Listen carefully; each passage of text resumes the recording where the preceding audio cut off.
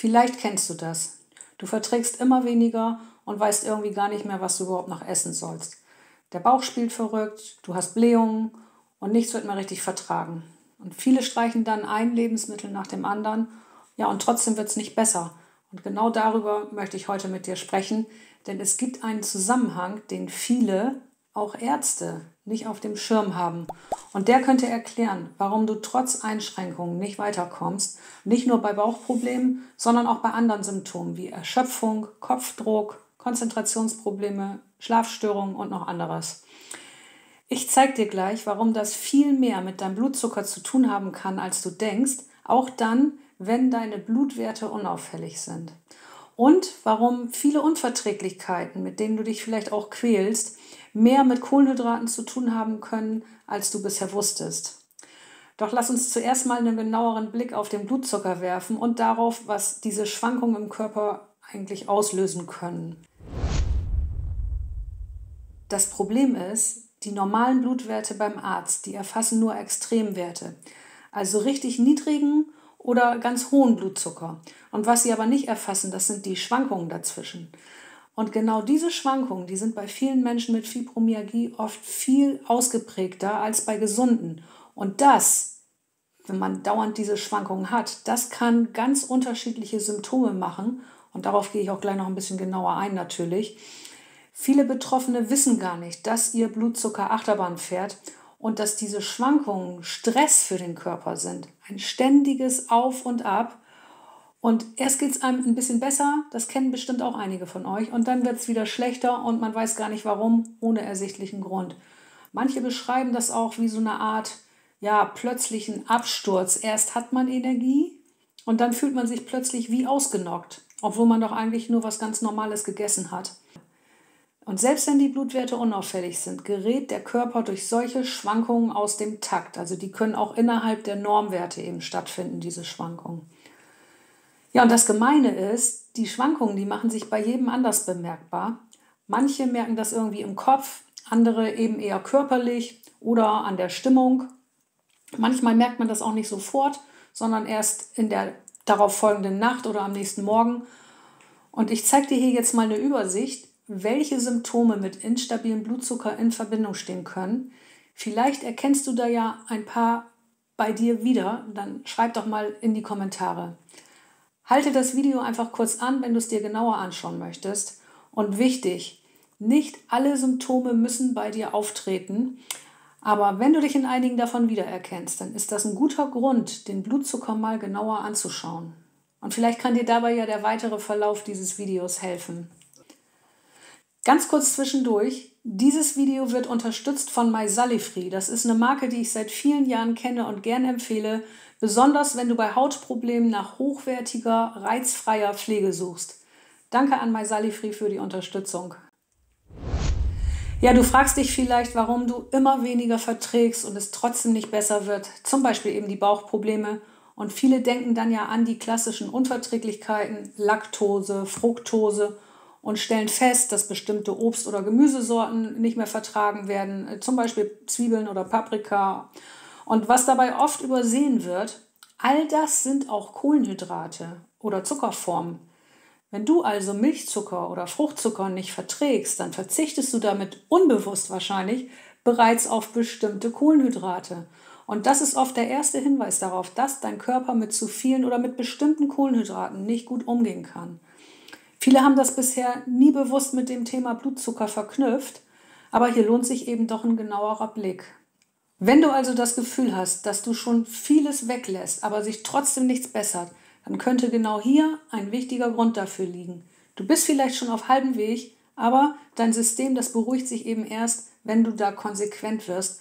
Und wie das konkret aussieht, das vermittle ich in meinem Coaching, zum Beispiel in meinem Videokurs Low Carb bei Fibromyalgie, auf den ich in diesem Video hier genauer eingehe, falls dich das interessiert. Denn das ist ein sehr umfangreiches Thema natürlich auch. Aber auf ein paar wichtige Punkte möchte ich natürlich auch hier schon zu sprechen kommen, denn manche probieren ja Low Carb aus und kommen irgendwie trotzdem nicht weiter. Das gibt es ja auch oft. Ja, was wir essen, das beeinflusst den Blutzucker direkt. Und zwar nicht nur die klassischen Süßigkeiten, auch eher gesunde Lebensmittel wie Brot, Kartoffeln oder Reis und noch vieles mehr können starke Schwankungen auslösen, wenn der Stoffwechsel empfindlich geworden ist. Ja, und vielleicht denkst du da jetzt, gut, dann esse ich eben weniger Kohlenhydrate, Low Carb, das kennt man ja. Aber genau da liegt das nächste Problem, denn nicht jede Low-Carb-Ernährung ist geeignet, um die Blutzuckerschwankungen bei Fibromyalgie zu stabilisieren. Viele Low-Carb-Varianten sind einfach zu locker für Fibromyalgie-Symptome. Ein bisschen weniger Brot, ein bisschen mehr Eiweiß, das reicht in vielen Fällen nicht. Und gerade wenn der Blutzucker sehr empfindlich geworden ist, dann braucht es eine spezielle, striktere Form der kohlenhydratarmen Ernährung, sonst beruhigt sich das System einfach nicht wieder richtig. Ich persönlich bin zum Beispiel sehr empfindlich und ich reagiere sogar auf Füllstoffe wie Reisstärke in Nahrungsergänzungen. Auch bei Lebensmitteln setze ich deshalb lieber auf Produkte, bei denen ich sicher bin, dass sie für mich passen. Zum Beispiel die von Ketofaktur. Dort gibt es tolle Brotalternativen ohne versteckte Zucker oder Füllstoffe und ab und zu gönne ich mir da mal was. Und mit dem Code DeinLowCarb10 bekommst du da 10% Rabatt. Den Link findest du in der Videobeschreibung. Natürlich ist das nicht bei jedem so extrem wie bei mir, aber daran sieht man ganz gut, was bei dem einen funktioniert, braucht bei dem nächsten vielleicht einen genaueren Blick, einen individuelleren Blick. Und vielleicht hast du auch schon mit Ernährung rumprobiert und nichts hat wirklich geholfen, dann ist die Enttäuschung natürlich groß, das ist klar. Aber oft liegt es daran, dass man irgendwo auf halbem Weg stehen geblieben ist, weil einem niemand genau erklärt hat, worauf es wirklich ankommt. Und genau das ist der Punkt. Viele setzen sich wirklich intensiv mit dem Thema auseinander, aber ohne klare Orientierung. Da wird das dann auch schnell frustrierend. Das liegt nicht an dir, sondern daran, dass dir bisher einfach die entscheidenden Infos gefehlt haben. Und sowas auch bei Nina. Ihre tägliche Migräne, die Muskelsteifigkeit, den Wattekopf und noch einiges mehr verbesserten sich bei ihr zwar mit einer eigenständig durchgeführten Low-Carb-Ernährung, aber trotzdem gab es immer wieder Tage, die schlechter liefen und sie fand einfach nicht heraus, woran es lag. Erst durch meinen Videokurs hat sich das geändert und da schrieb sie mir: Was soll ich sagen, ich bin begeistert. Es hat mir gezeigt, dass meine wirklich strikte Ernährung nicht ausreichte. Mir war überhaupt nicht bewusst, dass ich immer noch in vielen Dingen falsch lag. Ich habe sehr viel Neues gelernt und sofort umgesetzt und ich fühle mich gut unterstützt. Ja, und bei mir ist das auch so. Wenn ich nicht strikt bin, dann kommt bei mir alles durcheinander. Der Schlaf, die Energie, auch die Schmerzen sind dann wieder da. Und vielleicht kennst du das ja auch. Schreib doch mal. Ich sehe das jedenfalls nicht nur bei Nina und bei mir. Auch im 1:1 Coaching bekomme ich oft Rückmeldungen, dass sich schon nach wenigen Tagen spürbar etwas verändert. Zum Beispiel mehr Energie, weniger Stimmungsschwankungen oder einfach ein besseres Allgemeinbefinden. Manche Symptome brauchen natürlich auch länger, das ist klar, bis sie zurückgehen oder bis sie verschwinden. Und wichtig ist auch, es reicht nicht nur irgendwie ungefähr Low Carb zu essen. Man muss das wirklich konsequent umsetzen für einen längeren Zeitraum. Und deshalb sage ich auch immer, gib dem Ganzen mindestens 2 Monate. Dann zeigt sich oft, was überhaupt möglich ist mit dieser Ernährungsform.